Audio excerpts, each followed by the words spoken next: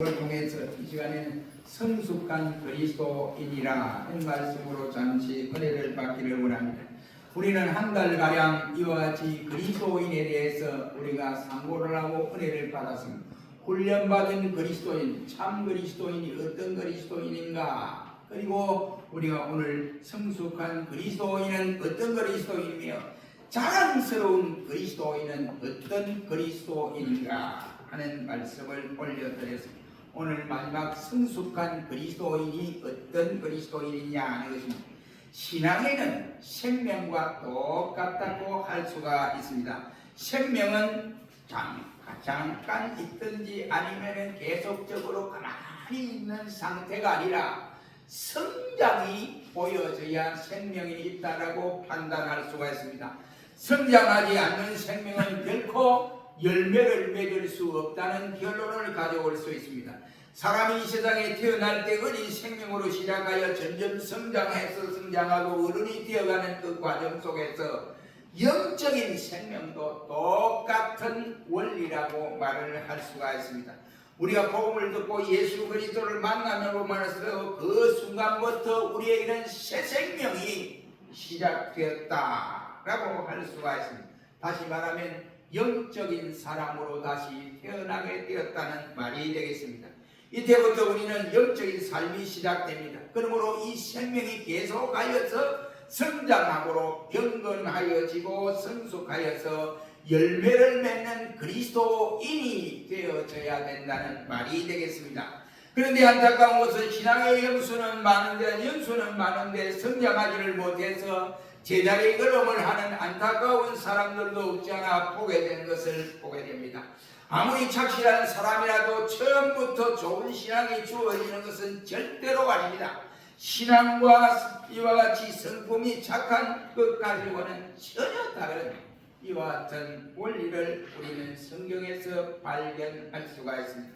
세상에서 아무리 존경을 받고 신뢰를 받는 사람일지라도 영적인 문제는 그와는 전혀 다를 수가 있다는 말이 되겠습니다. 영적으로 성장하지 않으면 아무리 지체가 높고 훌륭하고 존경을 받는 사람일지라도 어린 아이와 같은 상태라고 말을 할 수 있습니다.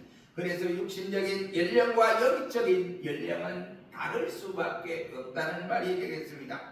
우리 모든 그리스도인은 무엇보다도 영적인 연령의 중요함을 깨달아야 하는 것입니다. 영적으로 성장하지 아니하면 아무리 예수를 오래 믿어도 그 사람은 어린 아이에 불과하다는 말이 되겠습니다. 우리는 이 시간 우리 자신을 돌아보면서 나는 성숙한 그리스도인인가, 아니면 나는 어린 아이와 같은 상태에 있게 되는 그리스도인인가 라고 한번 생각해 보면서 이 시간 우리 모두 성숙한 그리스도인이 되기를 주의 이름으로 축원합니다. 첫째로 성숙한 그리스도인은 어찌해야 되느냐? 무슨 말을 하든지 무슨 말씀을 듣든지 잘 소화할 수 있는 신자라고 말을 할 수 있습니다. 히브리서 5장 13절로 14절 말씀에는 대저젖을 먹는 자마다 어린 아이니 여호와의 말씀을 경험하지 못한 자요 단단한 식물은 장성한 자의 것이니라 고 말씀을 하고 있습니다.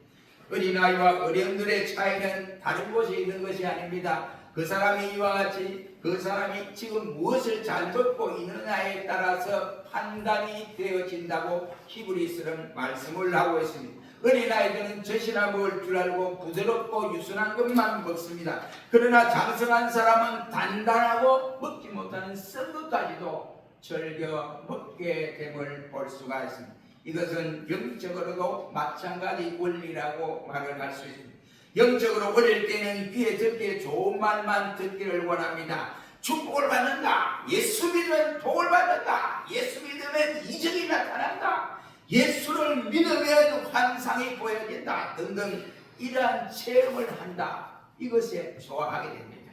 죄에 대해서 지적을 해주면 왜 죄에 대해 나만 죄를 지었느냐 하고 죄에 대해서 지적하는 설교는 아주 싫어하는, 그래서 교회들마다 죄에 대한 지적은 말을 하지 않고 바로 이와 같이 윤리적인 설교를 하는 경우들도 없지 않아 있다고 하는 소리를 들었습니다. 아무튼 우리가 어떻게 되느냐? 이 말씀은 우리가 성경의 말씀을 듣고 그 말씀을 소화할 수 있는 그런 사람이 성숙한 신자라는 말이 되겠습니다. 우리 성경은 어려워서 이해가 되지 못하는 경우들도 없지 않아 있습니다. 믿어지지 않는 그런 부분도 없지 않아 있습니다. 왜 믿어지지 않느냐? 그것은 바로 믿음이 없어서 그렇다기보다는 바로 깨달음이 없어서 깨달아지지 않으니까 믿어지지 아니한다는 말이 되겠습니다. 깨달아지면 믿어지는 것은 어려운 일이 아닙니다. 그런데 영적으로 어린아이 상태에 있는 사람은 무슨 말씀을 듣든지 간에 깨달아지기가 보통 어렵지 않습니다. 다시 말하면 하나님의 말씀이 소화가 되지 않는다. 그 말씀을 받아서 가슴에 새기려고 하니까 소화가 돼야 되는데 소화가 되지 않습니다. 그러니까 그 이유는 왜 그러냐? 그 말씀이 너무 단단하다라고 히브리서 13장은 우리에게 말씀하고 있습니다. 어린아이가 단단한 음식을 먹으면 첫째로 뭐가 문제가 되느냐? 배탈이 날 수밖에 없는 것입니다. 영적인 어린아이도 똑같은 원리라고 성경은 우리에게 가르쳐주고 있습니다. 하나님의 말씀을 깨달은 것과 지식으로 아는 것과는 전혀 다른 상황입니다. 성경의 내용이 어려워서 이해가 되지 않는 것이 아니라 불경이나 다른 철학 서적을 열어보십시오. 정말로 듣기도 어려운 처음 듣는 말들이 쓰여져 있음을 볼 수 있습니다. 그에 비해서 우리 성경은 너무나 쉽고 즐겁고 우리 성경은 읽기도 좋고 말씀하기도 쉬운 것입니다. 전에 제가 군에 있을 때 보니까 이 교회만 이제 예배를 드리니까 불교 신자들이 우리도 절을 지어주세요. 이래가지고 절을 지어가지고 바깥에 나가서 이 절에 들어가도록 이렇게 그 사람들도 이제 주일날 절에 가도록 이렇게 만들었어요. 주일은 불교 신자를 위해서 있는 것이 아니라 예수 믿는 신자를 위해서 하나님이 만드신 날입니다. 그날 우리 예배 보러 가니까 저들 같이 모여서 바깥에 절에 가시더라고요. 그러니까 하는데 그 간 아이를 이제 불러놓은 무슨 경제하는 거예요. 야, 아무 예배냐? 너 가면 뭐 들을 줄 아나? 몰라 무슨 말이야? 가면 그냥 자다가 오는 거야. 이래. 그럼 너 교회 한번 나와봐. 교회 나오면 귀에 쏙쏙 들릴 거야. 우리말로 이야기, 우리말로 설교를 하니까 다 들을 수 있어. 그러나 불교는 그렇지 않잖아. 그래서 한번 나와보더니만 이야 정말로 잘 듣기네. 불교는 무슨 말인지 모른다어요. 그게 뭐 목당 뭐 드리고 이제 스님이 그래 설파를 하니까 무슨 말인지 모르고 그냥 자다가 온다고 이랬어요. 성경이 바로 그런 것입니다. 성경은 어느 철학 서적이나 다른 불경 서적과는 달리 누구든지 접하여 볼 수 있는 말씀이라. 그러나 구약의 사건들은 신약에 대한 성경적 지식이 없으면 구약에 대해서는 잘 몰라요. 에티오피아 내시처럼 아무리 읽어도 이 말씀이 무슨 말인지 알 수가 없습니다. 그가 예루살렘에 예배하러 갔다가 자기 나라로 에티오피아로 돌아가면서 이사야 53장 1절로 마지막 절까지 봤는데 대간절히 말씀이 무엇인지를 깨달을 수 없습니다. 그때 빌립을 만나서 빌립이 차곡차곡 그 말씀을 설명을 해주니까 이 말씀이 바로 다시 오실 예수님에 대해서 말씀을 하셨구나. 그러니 우리가 예수를 믿어야 구원을 받는구나 생각하고 빌립에게 나에게 세례를 줄 수 있습니까? 라고 했더니 빌립이 그 자리에서 세례를 베풀어 주신 일이 있습니다. 그래서 에티오피아 내시는 거기로 가서 에티오피아의 교회를 세우는 일에 일조를 한 사람이었다고 말을 할 수 있습니다. 그러므로 우리 성경은 볼 때에 바로 영적인 사실들로서 어린아이와 같은 사람은 이 말을 소화할 수 없습니다. 그러나 성장한 신자는 모든 말씀을 이와 같이 소화할 수 있다. 그러니 소화를 하지 못하면 배탈이 날 수밖에 없습니다. 시험이 들게 됩니다. 그러나 신앙의 성도간 성도는 무슨 말씀을 하시든지 잘 소화시킵니다. 영적으로 건강해야 교회에 이와 같이 일꾼이 될 수가 있고, 이 교회는 영적으로 건강한 성도들이 많아야 교회가 든든히 세워질 수가 있습니다. 성경 말씀을 잘 먹어야 한다는 말입니다. 사랑하는 성도 여러분, 생각해 보십시오. 황소에게 배가 고프다고 뽕잎을 주세요. 뽕을 잘 먹어요. 맛이 있습니다. 그런데 아무리 먹어도 배가 불러도 그 황소가 힘을 쓸 수가 없어요. 뽕집으로는 힘을 쓸 수 없습니다. 황소에게는 짚을 썰어준다든지 아니면 억새뿔을 이와 같이 잘라서 줘야만이 그가 먹고 힘을 쓸 수 있습니다.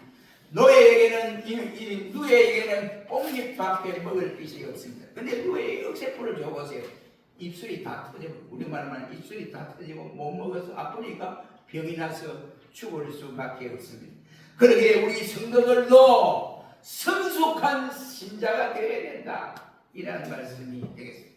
요한복음 6장 53절 보면 예수님께서 이르시되 내가 진실로 너희에게 이르노니 인자의 살을 먹지도 아니하고 인자의 피를 마시지도 아니하는 너희 속에는 생명이 없느니라 라고 말씀을 할 때 초대교회 사람들이 오해를 했어요. 이 말씀을 오해하고 예수쟁이들은 사람을 잡아먹는 살인자다, 그래서 사람을 먹는다요, 피도 먹고 살도 먹는다고 그러잖아, 그렇게 오해를 한 경우들이 있습니다. 그것은 말씀을 깨닫지 못했던 일이기 때문에 그러하다 이 말이에요.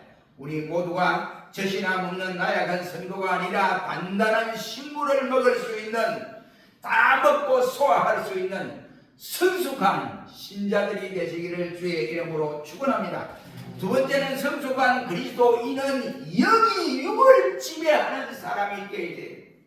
로마서 9장 5절로 6절 말씀 말하기를 육신에 쫓는 자는 육신의 일을, 영을 쫓는 자는 영의 일을 생각하나니 육신의 생각은 사망이요 영의 생각은 평안이니라고 말씀을 하고 있습니다.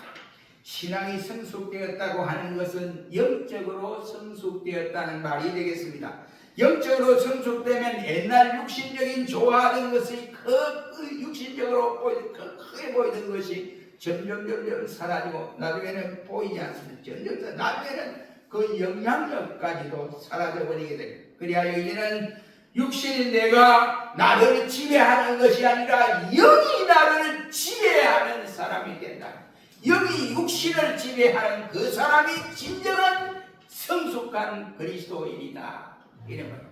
우리가 살아가는데 우리의 마음속에는 육신과 영이, 영적인 사실이 서로 싸워, 서로 육신이 이기려고 또 영은 영이 이기려고 늘 분투에 있다라고 성경은 로마서 7장 22절로 23절에 밝혀주고 있습니다. 이 두 사람이 나를 주장해서 때로는 주권을 잡으려고, 저가 먼저 주권을 잡으려고 치열한 전쟁을 벌이고 있습니다. 영적인 내가 승리한 사람이 되어져야만 육신의 사람을 이끌고 마음대로 주장할 수 있습니다. 그렇지 않으면 우리는 옛사람적인 요소에, 육신의 요소에 항복하고 말게 됩니다. 매사에 믿음으로 살려고 하면 육신적인 요소가 나를 이끌어서 믿음 생활할 수 없도록 만드는 것이 바로 영이 육신을 주도해야 되는데, 육신이 영을 주도하면 그렇게 되어져 버린다 이 말. 그러므로 성숙한 그리스도인은 절대로 육신의 생각에 앞세우지 않습니다. 그 이유는 육신의 생각은 사망이요 하나님과 원수가 되기 때문에 그렇습니다. 그러므로 신앙이 성숙하지 않는 사람은 하나님을 기쁘시게 하기보다는 자기의 육신을 기쁘게 하고 자기 육신을 즐겁게 하는 사람입니다.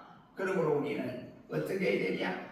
로마서 8장 11로 13절 말씀입니다. 그러므로 형제들아 우리가 빚진 자로 되어 육신에게 져서 육신대로 살 것이 아니라 너희가 육신대로 살면 반드시 죽을 것이로되 영으로서 몸의 행실을 죽이면 살리리니 무릇 하나님의 영으로 인도함을 받는 그 사람이 하나님의 아들이니라 고 말씀을 하고 계십니다. 사랑하는 성도 여러분, 우리가 만일 하나님의 백성이라면 빨리 우리가 육신의 때를 벗어나서 영적인 그리스도인이 되어져야 됩니다.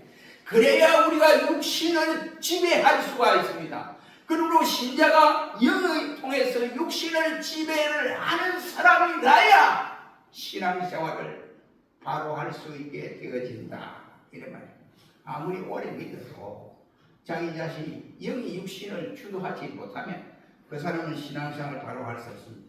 그래서 에베소 4장 21절로 24절 말씀에는 너희는 육신의 욕심을 따라서 썩어져 나가는 구속을 쫓는 옛사람을 벗어버리고 심령으로 새롭게 되어 하나님의 뜻을 따라 의와 진리의 거룩함으로 지으심을 받은 새 사람을 입으라 그 말씀을 하고 있습니다.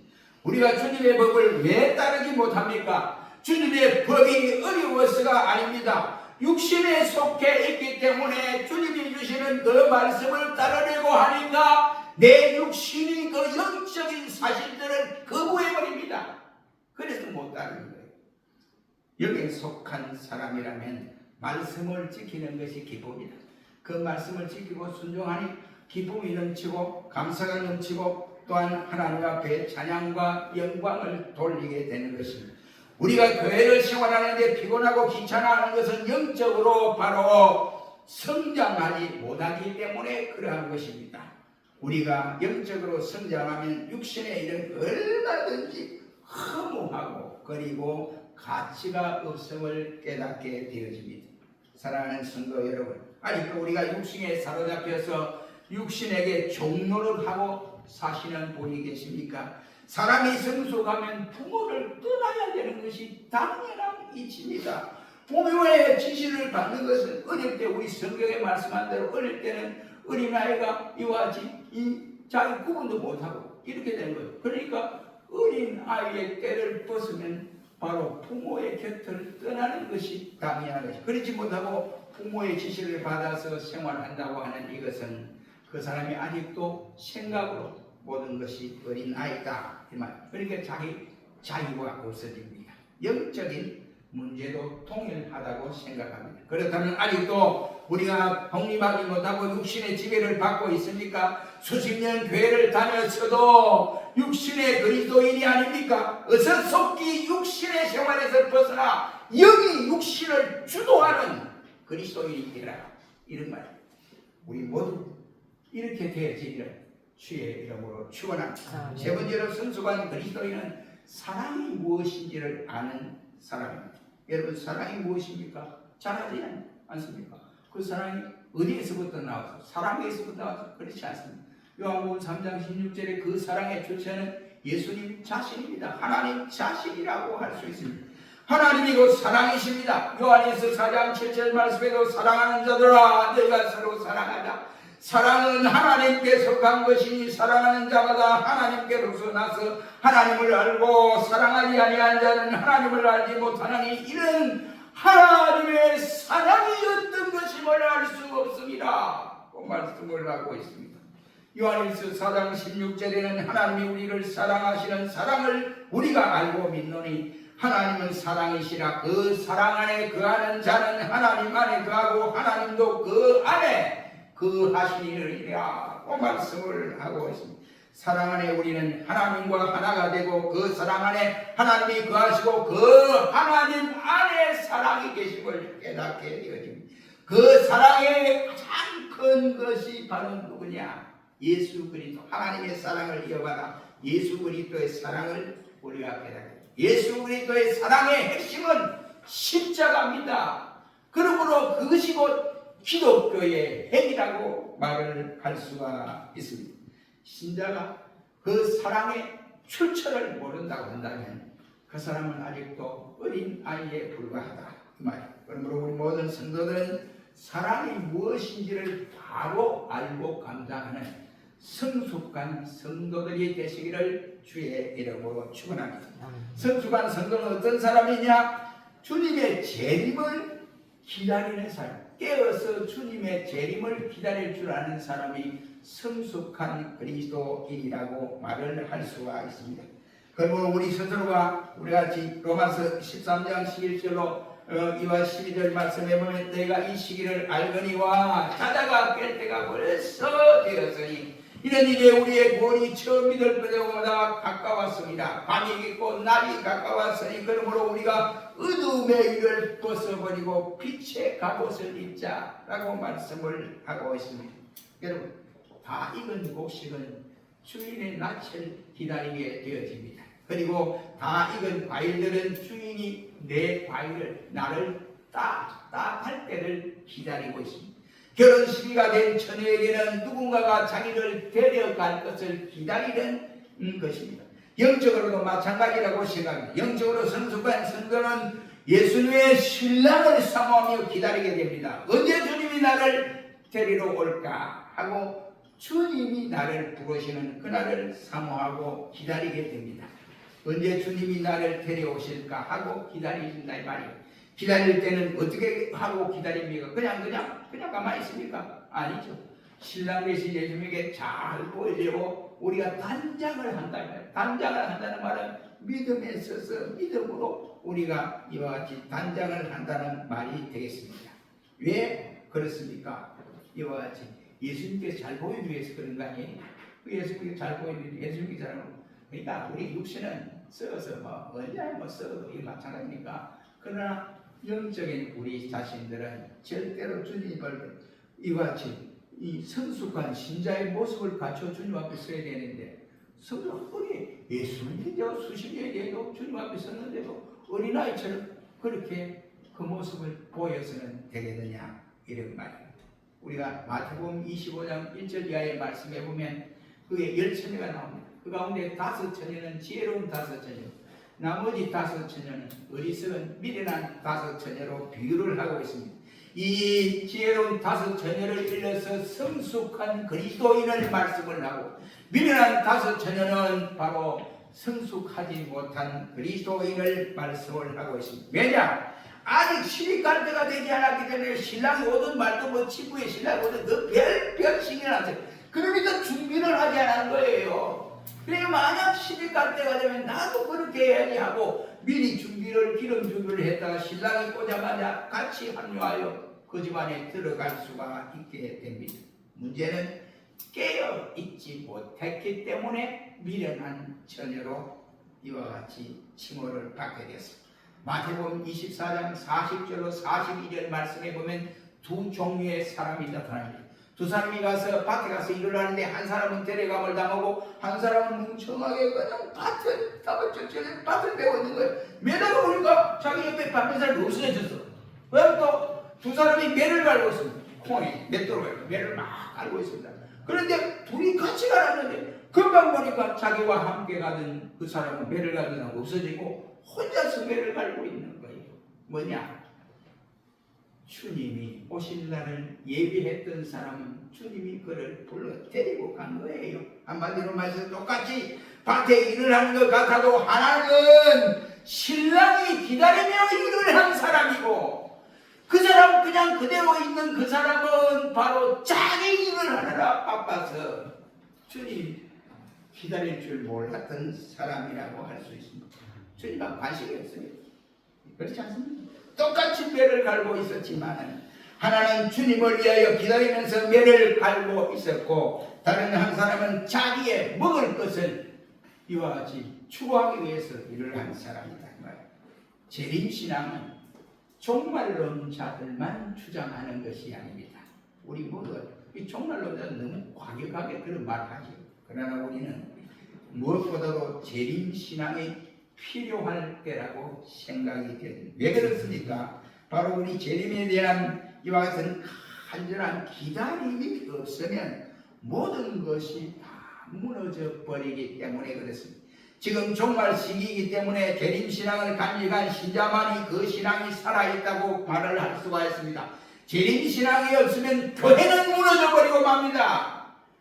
주님이 재림하실 때 지상의 화려한 교회도 다 그냥 두고 가야 돼요. 우리는 그냥 주님 앞에 드디어 올라가야 할 이판입니다. 그런데 그 재림신앙이 없다. 교회는 뭐하는 거예요? 교회는 일반으로 다른 기관과 다를 바가 없습니다. 우리 성경에 보면 말세의 현상이 여러 가지로 나타난다고 말을 합니다. 그러나 공통된 점은 다 졸려잘세라고 주님은 말씀을 하고 있습니다. 여기 잔다는 말이 무엇입니까? 이 말은 바로 함께 타락해버렸다 말이에요. 함께 깨어있는 시대가 되어야 되는데 깨어있지를 못하다, 이란 말이 되겠습니다.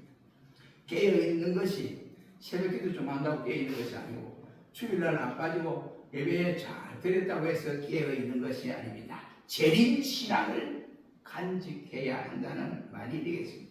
주님의 재림을 간절히 사모하는 자만이 깨어있을 수 있습니다. 주님의 재림을 맞이하는 것은 우리의 최대의 목표요 영광이라고 할 수 있습니다.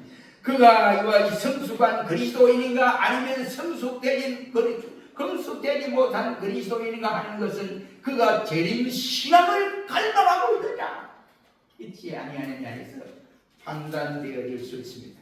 우리 모든 성도들은 늘 주님을 재림을 기다리는 성숙한 신자들이 되시기를 주의 이름으로 축원합니다. 여러분을 뵙겠습니다. 우리는 계속해서 한 달 동안에 그리스도인에 대해서 계속해서 설교를 하고 있습니다. 이제 이번 주가 이와 같이 성숙한 그리스도인에 대해서 설교를 하고 마치려고 합니다.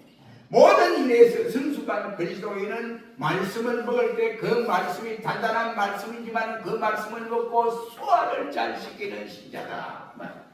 영이 육신을 지배하는 사람이 성숙한 그리스도인입니다. 그리고 사랑이 무엇인지, 사랑의 출처가 무엇인지를 바로 아는 신자가 되겠습니다. 그것이 바로 여기 나타난 우리의 여기에 실천운동에 나타난 사건입니다. 뭡니까? 그 말씀에 보면 예수 닮는 운동, 구명운동, 삶에 대한 보온의 감사, 십자가의 은혜에 감사하는 것. 그러니까 우리가 생활하면서 제일 많이 단어를 쓰는 단어가 뭡니까? 야 이놈아! 이런 단어가 씁니까? 아니 욕을 먼저 씁니까? 욕도 뭐 여러 정도더라고 보니까. 근데 뭘 많이 씁니까? 감사! 신자는 감사를 많이 쓸 수 있어야 돼요. 그리고 우리 성경은 범사에 감사하라고 해야죠. 그 감사의 요건도 바로 십자가의 은혜를 아는 사람입니다. 사랑도 십자가의 은혜를 빼놓고는 감당할 수 없습니다. 사랑이 무엇인지를 아는 사람이 성숙한 그리스도인이다. 그리고 재림의 신앙을 기다리는 사람, 늘 깨어있는 사람이 성숙한 그리스도인입니다. 우리 모두 성숙한 그리스도인들이 되시기를 주의 이름으로 축원합니다. 기도하겠습니다.